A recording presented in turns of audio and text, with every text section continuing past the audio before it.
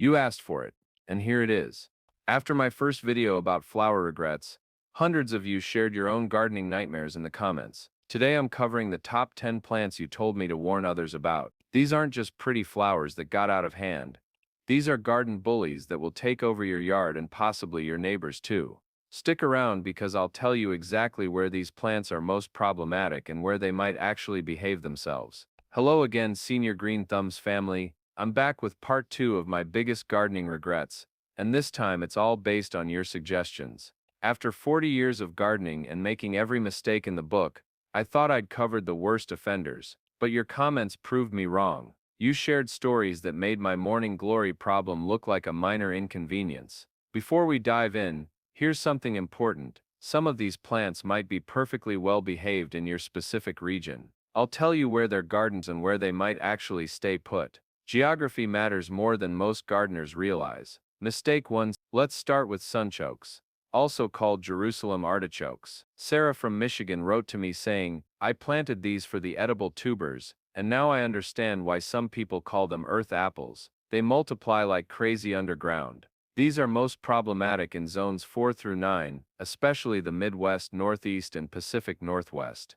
If you live in Arizona or very cold northern zones, you might actually be okay with these. Here's the thing about sunchokes. They're related to sunflowers, and they have that same enthusiastic growth habit, but instead of just dropping seeds, they spread through underground tubers. Every tiny piece you miss when digging becomes a new plant. One viewer told me they've been trying to eradicate them for 7 years, and they still pop up everywhere. They also grow 6 to 10 feet tall and can completely shade out everything around them. If you want edible tubers, stick with potatoes, at least you can harvest those completely. Mistake 2, Rose of Sharon. Tom from Pennsylvania shared this gem. I planted one Rose of Sharon 15 years ago. Now I have a forest of them, and my neighbors aren't speaking to me. Rose of Sharon is most invasive in the southeast and mid-Atlantic states, zones 5 through 9. If you're in the extreme north or the desert southwest, you might dodge this bullet.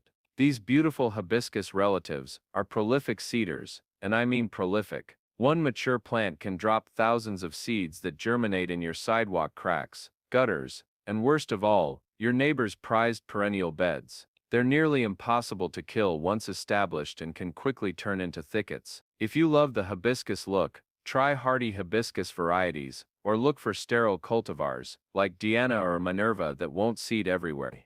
Mistake 3. Trumpet Vine. Linda from Ohio warned me about this one. Those orange trumpets are gorgeous, but this vine ate my fence, my neighbor's fence, and tried to take down a power line. Trumpet vine is most problematic in the eastern United States, zones 4 through 10. If you're in the extreme north, Pacific Northwest coast, or very dry areas, it's less likely to cause problems. This is actually a native vine, but that doesn't mean it's well behaved. It spreads through underground suckers and can send up shoots 30 feet from the parent plant. It damages structures with aggressive roots and can literally topple fences. Plus, it attracts carpenter ants, and the sap can cause skin irritation. Try trumpet honeysuckle instead. Similar flowers, but it actually stays where you plant it. Mistake 4. Japanese anemone. Margaret from Washington State said, I planted 3 Japanese anemones for fall color. 5 years later, I have hundreds, and they're impossible to dig out. These are most invasive in the Pacific Northwest, Northeast, and Upper Midwest, where cool, moist conditions help them spread. Hot, dry climates might actually keep them in check. Japanese anemones spread through underground rhizomes. And here's the frustrating part. Every tiny root fragment you leave behind will regenerate into a new plant. They also go dormant late in the season, so you can accidentally plant other things right on top of them in spring. If you love fall blooming plants, try native asters instead, or grow Japanese anemones in large containers. Mistake 5. Mint. This one got the most comments by far. Jessica from Colorado wrote, I planted mint in my herb garden. 3 years later, it's the only thing in my herb garden. Here's the truth about mint. It's invasive everywhere it can grow. Zones 3 through 11, it's particularly aggressive anywhere with consistent moisture. All mints spread through runners both above and below ground. They'll take over entire garden beds, crowd out other herbs, and even grow through concrete cracks. I've seen mint take over entire herb gardens in a single season. The solution is simple: grow mint in containers, period. No exceptions. Or try less aggressive herbs like oregano or thyme. Mistake 6: Russian sage. David from Kansas shared this experience. Russian sage looked perfect for my drought-tolerant garden. Now it's everywhere, and the woody stems require a chainsaw to remove. Russian sage is most problematic in the western Great Plains and Mountain West. Anywhere with hot, dry summers. Humid southeastern states actually have fewer problems with it. This drought-tolerant perennial self-seeds aggressively and develops woody stems that literally require power tools to remove. It can also cross-pollinate with native sage species, which creates conservation concerns. Stick with native sages specific to your region.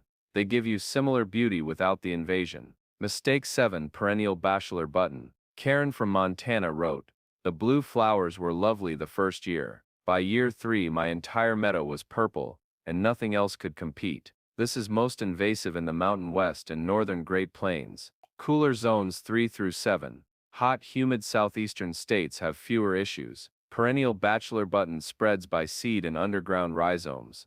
But here's the worst part: it's allelopathic.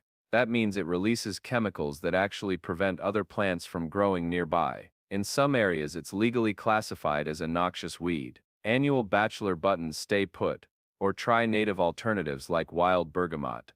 Mistake 8: Mexican Petunia. Carlos from Florida said, "One Mexican Petunia became thousands in 2 years. They're in my lawn flower beds, even growing through my driveway." Mexican Petunia is extremely invasive in the southeast, Gulf Coast, and anywhere in zones 8 through 11 with moisture. The good news is it can't survive northern winters. This plant spreads through underground rhizomes, and also self-seeds prolifically. It's actually illegal to sell in some states because it invades wetlands and crowds out native species. Try native wild petunia, or blue plumbago for similar purple flowers that won't destroy your local ecosystem. Mistake 9: Crocosmia. Helen from Oregon shared, "The orange flowers were stunning until they took over my entire perennial border. The bulbs multiply faster than I can dig them up." Crocosmia is most invasive in the Pacific Northwest and Northern California, zones 6 through 9 with mild wet winters. Harsh winter areas and very hot dry climates have fewer problems. These South African bulbs multiply rapidly underground and form dense colonies that crowd out everything else. They're particularly problematic near natural areas where they escape cultivation.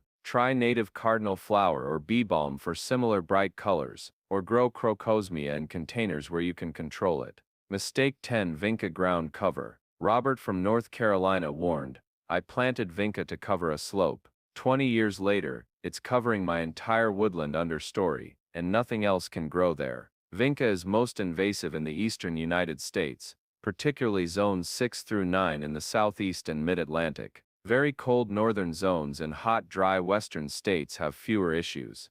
This evergreen ground cover forms dense mats that exclude native wildflowers and prevent tree seedlings from establishing. It's particularly damaging to woodland ecosystems. Try native alternatives like wild ginger, pachysandra, or creeping phlox that won't destroy your local plant communities. The theme here is clear. Many of our biggest gardening regrets come from plants that seem perfect at first, but don't know when to stop growing. The key is researching not just how a plant grows, but where it becomes problematic. Just because something is sold at your local garden center doesn't mean it's appropriate for your area. Always check with your local extension office or native plant society before adding aggressive spreaders to your garden.